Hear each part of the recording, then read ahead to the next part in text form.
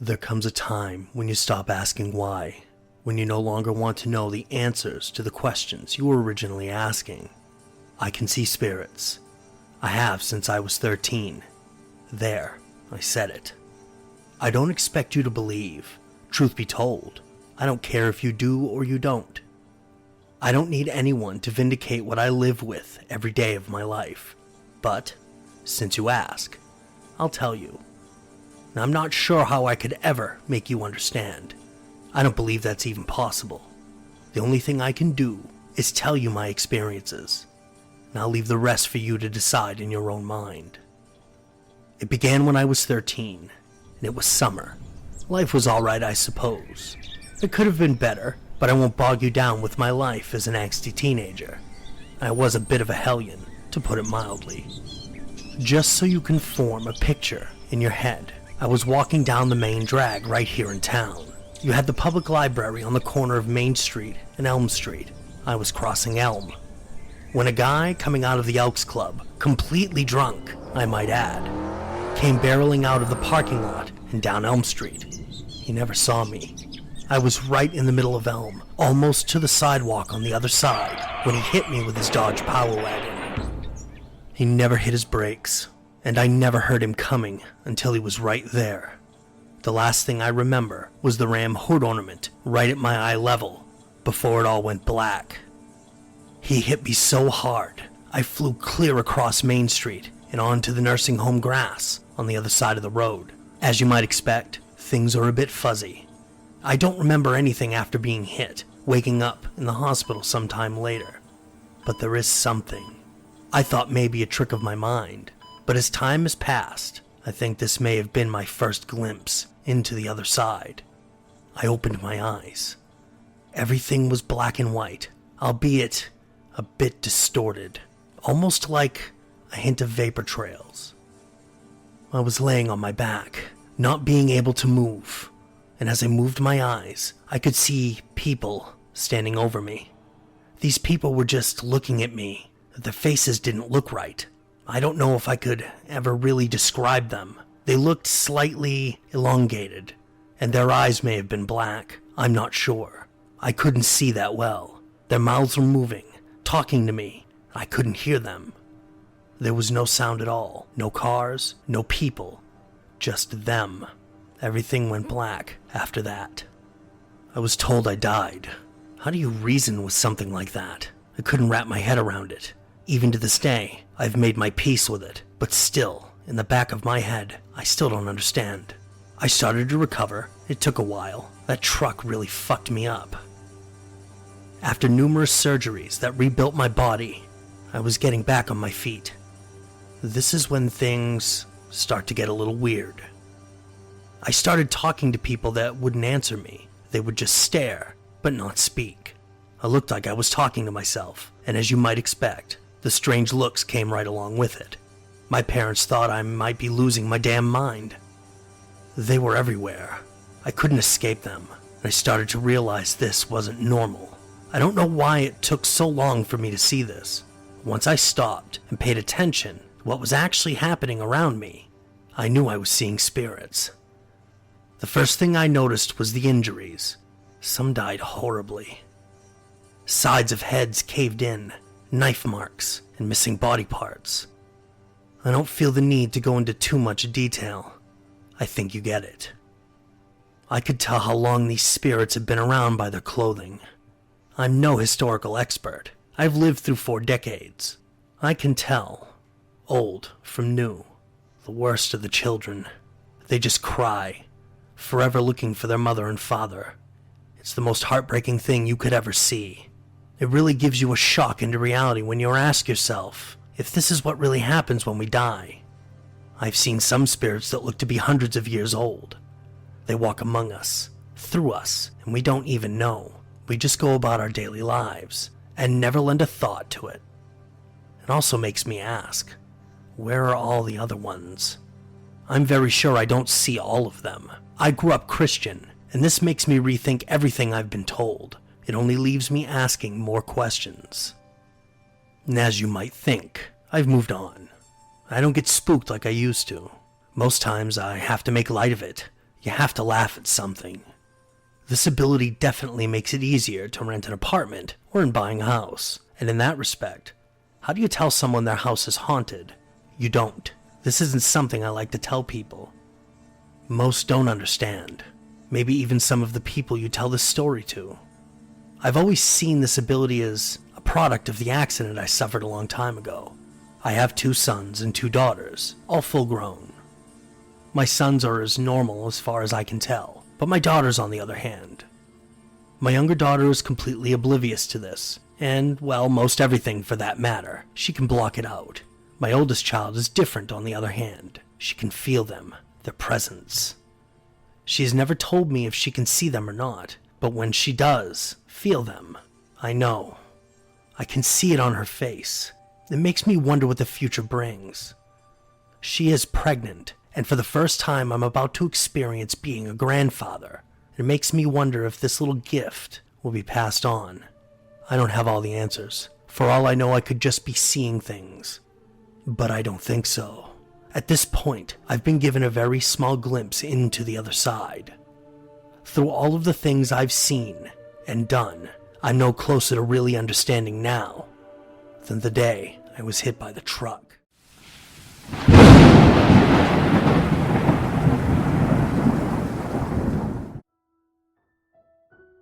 This isn't exactly a terrifying story, per se, but it is my real experience. I've talked about this before on live streams, but I've never sat down and really documented this. I spent a significant amount of time during my childhood growing up in a haunted house.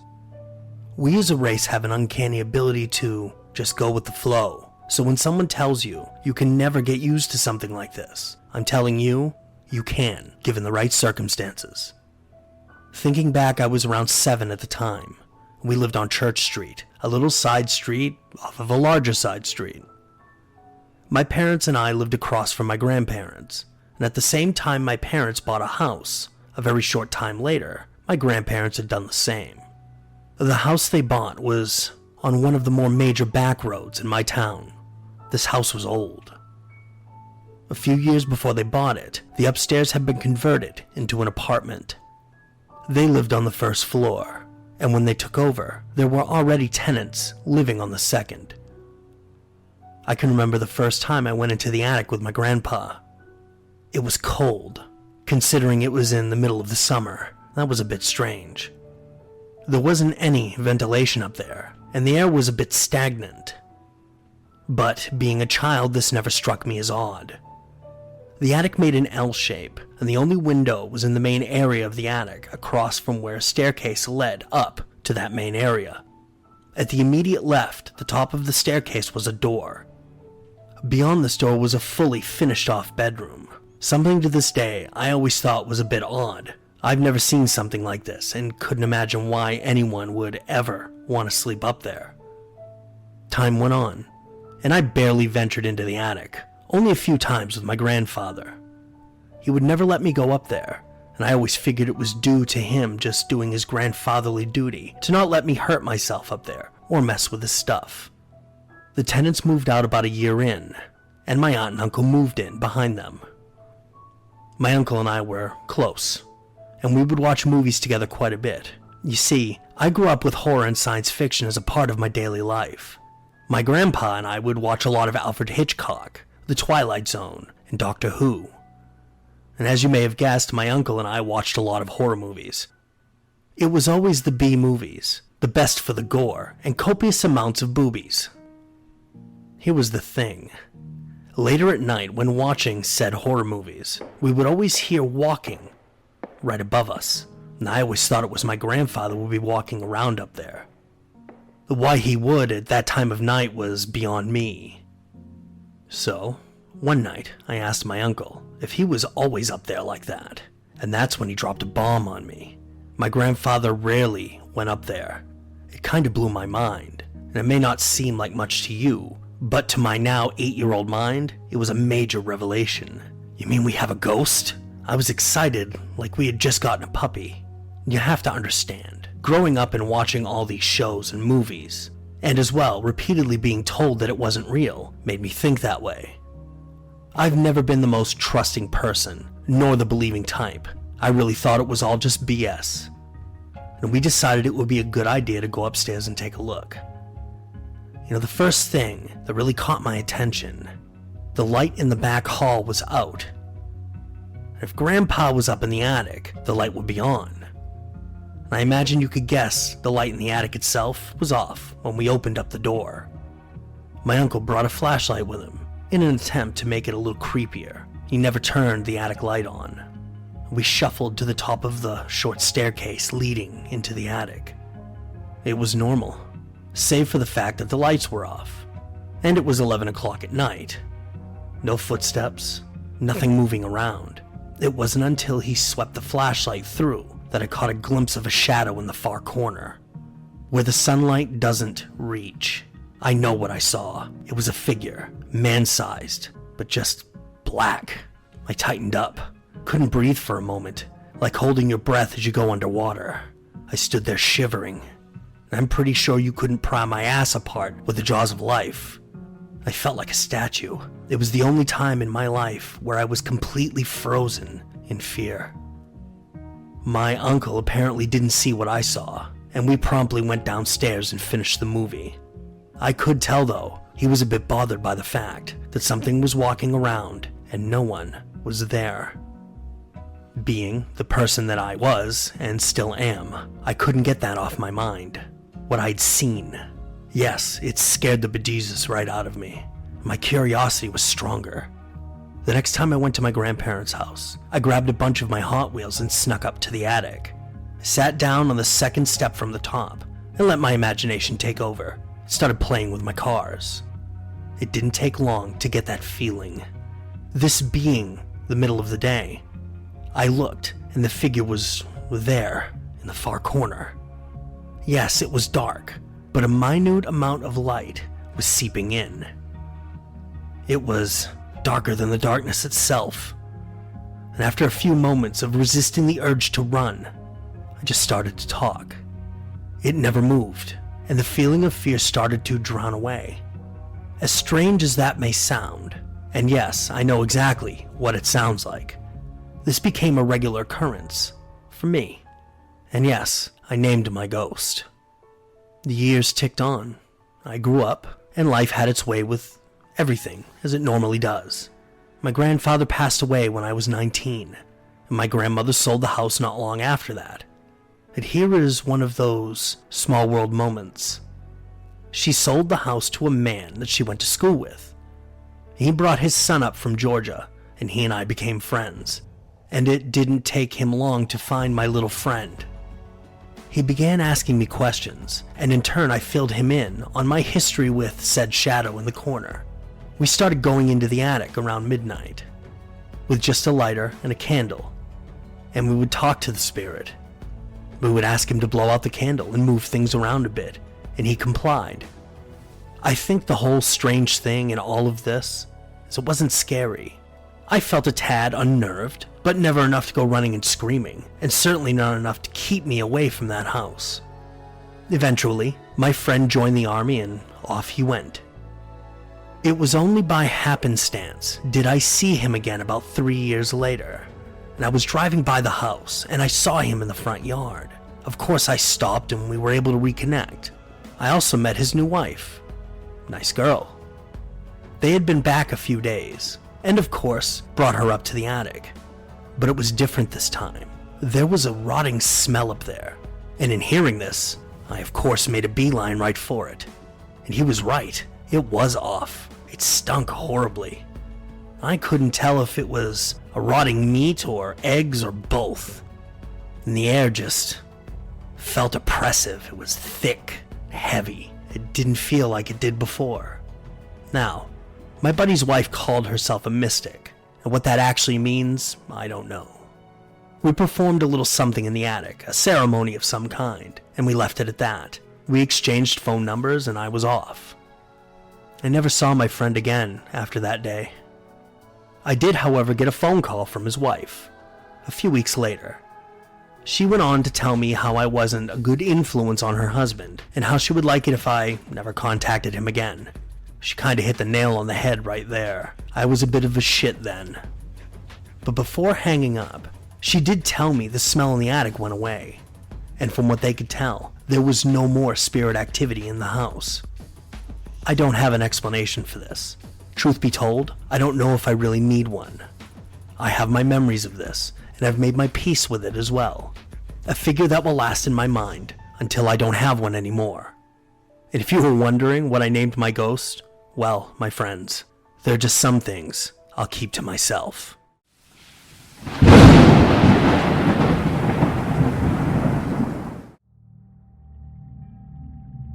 Where do I even begin to tell a story like this?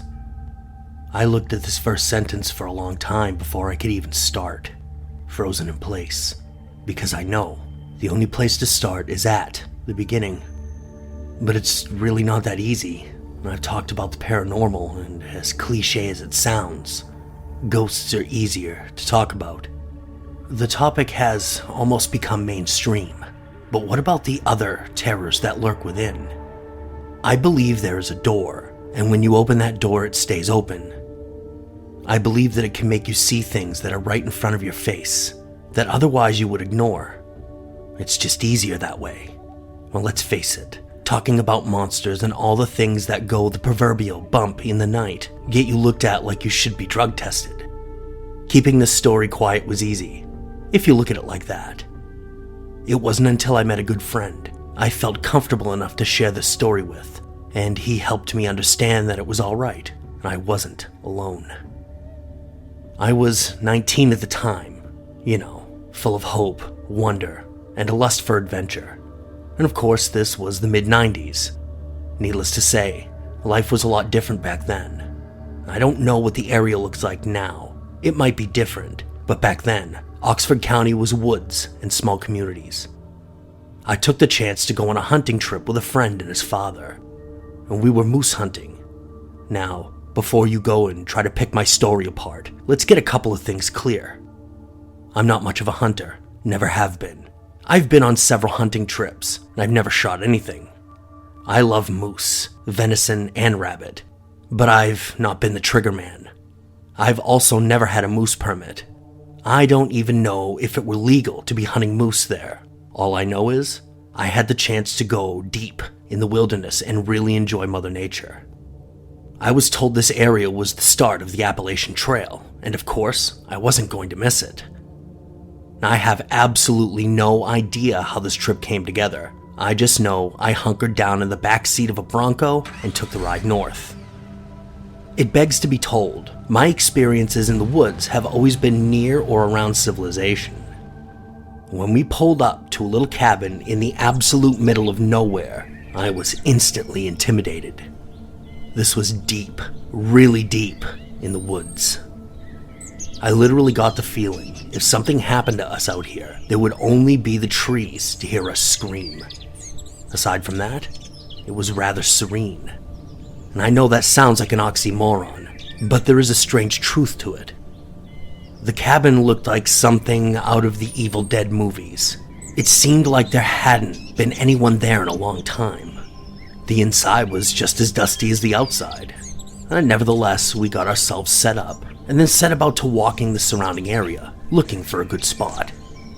My buddy's dad was like Davy Crockett. He disappeared into the trees and was gone. My buddy, on the other hand, was a rather large man. Trekking for very long just wasn't going to happen, and not far from the cabin, I would say a couple of 100 yards, we found a small area. It was a downed tree, and a small portion of it had some thicket or shrubbery that had grown up around it. Perfect to sit on and stick a gun barrel through the shrubbery and take aim. There were moose and deer prints close to where we would be sitting. Plenty of game trails, and it seemed like the perfect spot. And we ended the evening with a campfire and a couple of cans of beans. And I'm not gonna lie, I slept like a baby. The next morning, we were up before the sun. My buddy and I had made our way to the spot, while his dad had made his way to wherever he was going. We passed the time by talking quietly. The sun had just started to creep up. The birds were singing, and the crickets were getting in their last words. And that's when we heard something coming our way. It was far off and heavy, but in retrospect, it was graceful. Like whatever it was didn't sound like it was working that hard, moving along in this terrain. I also didn't realize until later the birds had stopped singing. In being as quiet as I could, I was paying attention to the sound of this prospective moose coming at us. I'm no wildlife expert, but it sounded like 2 footfalls, not 4. I tried to bring this up to my friend, but of course, he was excited about the fact that a moose was headed our way. At this point, the wind was very lightly blowing in our direction from the sound of the large animal headed straight at us. That's when I caught a whiff of it. I don't know how a moose is supposed to smell, but I'm pretty sure this wasn't it. Imagine the smell of a musty basement. Now times that by 50. Add a mix of urine and skunk, and you get the idea of what was assaulting my nostrils. It was enough to make your eyes water. As the sound got closer, the smell got stronger. The sun's early rays were starting to peek over the trees. If you've ever watched a sunrise from darkness, then you know that sometimes you get a bit of a reddish tint to the light. I was kind of freaking on the inside a little. Nothing felt right about this entire situation, and that gave me a feeling of pure dread and terror. Had my friend looked over at me, he probably would have seen me shaking. And that's when this thing busted out of the trees and thickets right in front of us. And when I say thing, I mean fucking monster. I don't know how I could accurately describe how I was feeling. I don't remember. I just know I couldn't move, and my eyes were fixed on this monstrosity 20 feet away from me. Yeah, danger close. I was sitting on this downed tree, and all I saw was from the waist up. And when it looked down at us, I literally pissed all over myself. There was nothing I could do. I was stuck in place like my ass was part of the tree. This thing had to be at least 12 feet tall and about 5 feet wide. Longish hair covered its body, I don't know, maybe 6 or 7 inches long. Judging by the reddish tint of the early morning sun, its hair was salt and pepper colored, maybe on the blondish side. There was no neck, as well pointed out by the fact that its deltoids were as big as my head. This beast was massive. Built like a brick shithouse, I think is the best way I could describe its physique. It turned its whole upper body to look down at us. I locked eyes with it. In that moment, I saw something different.